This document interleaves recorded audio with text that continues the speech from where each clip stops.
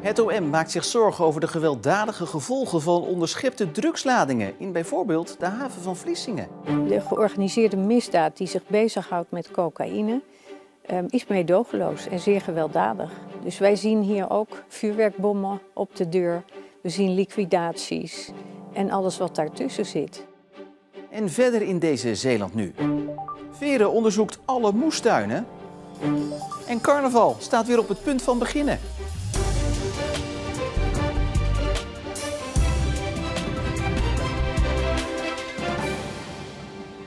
Goedenavond. 182 miljoen euro. Zoveel was de cocaïne waard die vorig jaar werd onderschept in Zeeland. Het aantal kilo's daalde iets, maar van een grote daling, zoals bijvoorbeeld in de Rotterdamse haven, is in Vlissingen nog geen sprake. Blijkt uit cijfers van het OM. Vorig jaar is 7292 kilo cocaïne onderschept. Dat is iets minder dan in 2024, toen ging het om bijna 9000 kilo. Ook werd er vorig jaar een aantal keer hash aangetroffen. Volgens de OM gaat het om 196 kilo, wat opvallend veel minder is dan in 2024. Toen was het ruim 1300 kilo. Volgens de OM gaat het om 24 partijen drugs die vooral verstopt zaten tussen fruit, zoals bijvoorbeeld bananen. En ik praat erover verder met verslaggever Rick Bolt. Ja, minder cocaïne dus gepakt. Is dat nou eigenlijk goed of slecht nieuws? Je moet het eigenlijk vooral in verhouding zien. Eigenlijk is het niet zo heel veel minder dan vorig jaar natuurlijk. En er komt ook nog eens bij dat de zeehavenpolitie op andere plekken ook nog 4000 kilo heeft onderschept bijvoorbeeld. Maar dat kan ook ergens in het buitenland zijn bijvoorbeeld. En dat ze die wel kunnen koppelen aan Vlissingen. Ja, hoe zit het eigenlijk bijvoorbeeld in vergelijking met andere havens, zoals bijvoorbeeld Rotterdam? In Rotterdam is wel echt een hele sterke afname te zien voor afgelopen jaar. Daar is bijna de helft minder onderschept, 11.500 kilo. Nou ja, dus eigenlijk kunnen we ergens wel concluderen dat misschien de Rotterdamse haven minder aantrekkelijk is geworden voor criminelen, terwijl de Vlissingse haven dat nog steeds is. Ja, hoe kijken de opsporingsdiensten hier naar alle ontwikkelingen? Ik sprak erover met de hoofdofficier van het Openbaar Ministerie. Zij is blij dat ze de afgelopen jaren meer hebben kunnen investeren om die drugscriminaliteit aan te kunnen pakken. En ze is ook wel tevreden met het resultaat, maar ziet ook een keerzijde. En natuurlijk ben ik tevreden over het feit dat we vangsten doen, dat we zaken oplossen, dat we criminelen vangen, dat we ze berecht krijgen. Want dat is waar politie en het Openbaar Ministerie en in dit verband de zeehavenpolitie natuurlijk voor aan de lat staan. Dat we dat goed doen. En als je het vergelijkt met bijvoorbeeld 5 jaar geleden, toen hadden we bijna niet van dit soort zaken. Dus als je die inspanningen zet naast de vangsten, dan zeggen we, nou ja, dat is een mooi resultaat.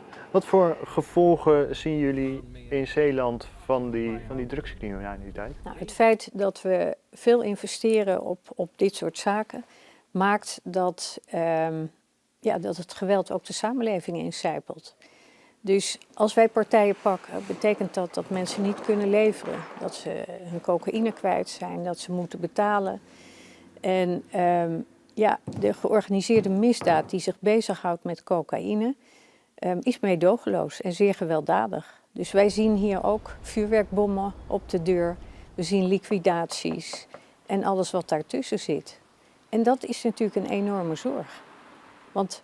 Maar stel je denkt, ik wil toch een graantje meepikken. Eenmaal daaraan toegegeven zit je in het systeem. En ben je dus ook weerloos als het gaat om geweld en afpersing en noem allemaal maar op. En dat is wat we wel steeds meer zien in de samenleving van Zeeland, maar ook in de samenleving van Brabant. En dat is zorgelijk, want dat is zware georganiseerde criminaliteit. En daar zouden we burgers tegen moeten beschermen. Ja, Rick, het is misschien een utopie, maar gaan de opsporingsdiensten ooit de strijd met die criminelen ooit winnen?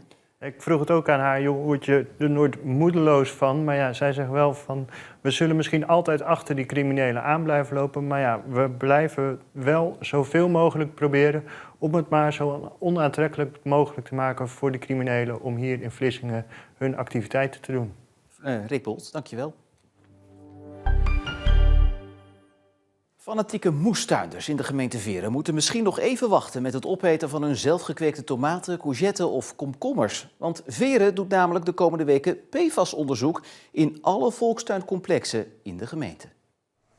Dit stukje moestuin in Oostkapelle is sinds kort in beheer van Maaike. Ze heeft grootste plannen en staat te popelen om te beginnen, want de wachtlijst was lang. Ja, ongeveer 1,5 jaar. Maar wat blijkt nu? In deze moestuinen in Koudekerke zijn te hoge waardes aan PFAS gevonden in de grond. En dat is reden genoeg voor gemeente Veren om alle tuinen onder de loep te nemen. Ook die van Maaike in Oostkapelle. Ja, daar schrik ik een beetje van. Ja, dat wil je toch liever niet? Dus is nu de vraag, gaat Maaike op zoek naar een andere hobby of niet? Ja, dat kan, maar dat ga ik niet doen. Ik bedoel, ik heb echt 1,5 jaar gewacht. Ik heb er eindelijk 1. In het ergste geval doe ik alleen bloemen of zo die ik niet ga eten. Ze maakt zich niet zo'n zorgen. Net als het bestuur van de Volkstuinenvereniging in Veren. Zij laten weten dat ze blij zijn dat er in maart onderzoek wordt gedaan, maar verwachten niet dat mensen hun tuin opzeggen. En Maaike, die gaat binnenkort van start. Provinciale staten willen snel duidelijkheid van het ministerie van Defensie waar de laagvlieggebieden in Zeeland precies komen. Ook blijven partijen hameren op een waarschuwingssysteem om de overlast voor bijvoorbeeld toeristen en veehouders te beperken. Het ministerie van Defensie heeft heel Zeeland aangewezen als oefengebied, maar dat moet het ministerie nog verder uitwerken. Volgend jaar start de voorjaarsklassieker de Scheldeprijs voor het eerst sinds 2018 niet in Terneuzen. Er wordt uitgeweken naar Middelburg vanwege de reparatie van de scheur in de oostbuis van de Westerschelde-tunnel. Terneuzen rekent erop dat dit een eenmalige uitstap is. En Corrie van der Haven is overleden. Zij was het eerste vrouwelijke bemanningslid van een reddingboot wereldwijd. In 1972 stapte ze aan boord van de reddingboot in Burgsluis. Daarnaast was ze samen met haar man grondlegger van de strandreddingsbrigade Westerschouwen. Corrie van der Haven is 89 jaar oud geworden. Tijdens de ramp redde Peter Hosveld honderden levens met zijn zendapparatuur. Inmiddels is hij 100 jaar oud en staat zijn zendapparatuur in het Watersnoodmuseum in Ouwerkerk. Maar dankzij de wensambulance kon hij zijn apparatuur vandaag nog 1 keertje zien. Hosveld woont inmiddels in Limburg, maar tijdens de watersnoodramp werkte hij in Zierikzee. Daar maakte hij radioapparatuur waarmee hij met de buitenwereld kon communiceren. En die noodzender is nog altijd te zien in het Watersnoodmuseum. Nou, ik voel me vereerd. Het is het mooiste wat ik, hoe moet ik het zeggen, dat met de watersnood en met die zender is natuurlijk heel lang geleden. En dat ik nu hier ben en dat kan.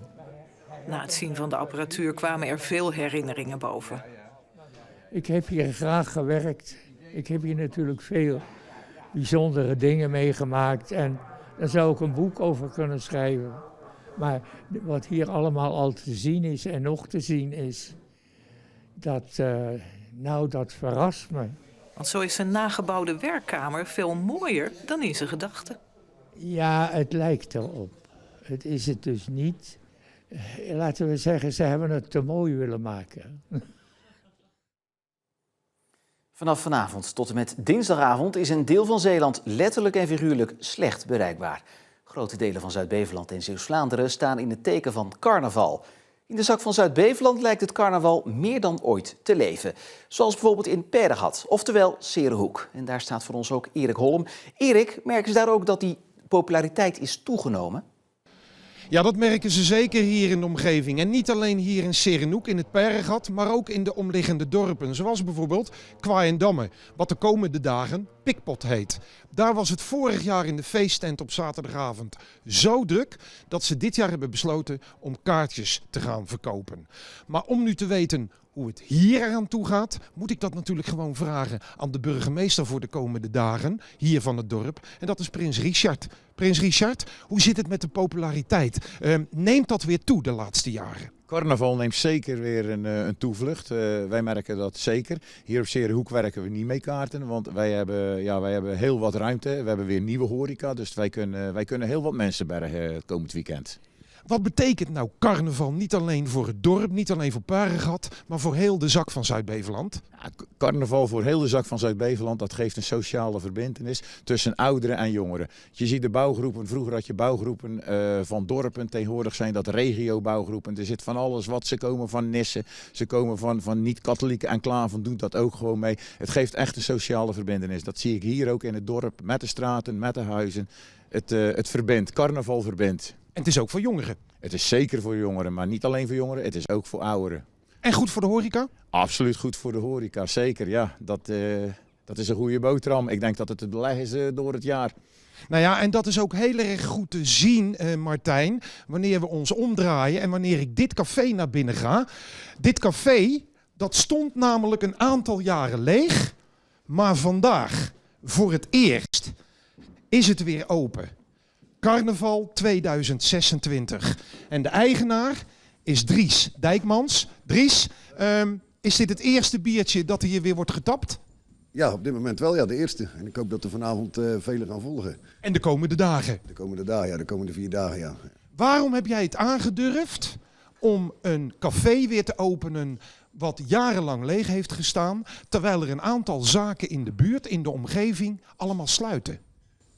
Ik denk dat wij voor een totaal concept gaan kiezen. We hebben van achter een grote feestzaal. Ik wil hierachter gaan we een snackbar beginnen. Die is onlangs ook gesloten. Nou, ik denk op een dorp als Seerhoek, wat van oudsher echt een uitgaansdorp is, dat het moet kunnen, ja. Nou, ik wens je ontzettend veel plezier, succes. Ik hoop dat je veel biertjes kan tappen de komende dagen. En ja, Martijn, het feestgedruis zit er hier al redelijk goed in. De komende dagen, carnaval 2026 in het Peregat, tot aanstaande maandag.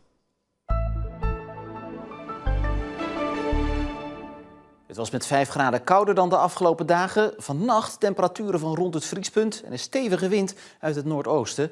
Morgen is het droog met in de middag veel zon. Het blijft wel vrij koud. Zondag in de middag kans op sneeuw.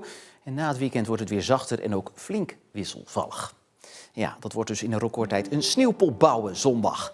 Ja, in ieder geval tot zover deze Zeeland Nu. Volg ons online voor het laatste Zeeuwse nieuws. Dat kan via onze app of de site. Voor nu in ieder geval nog een fijne avond, een goed weekend. Graag tot morgen.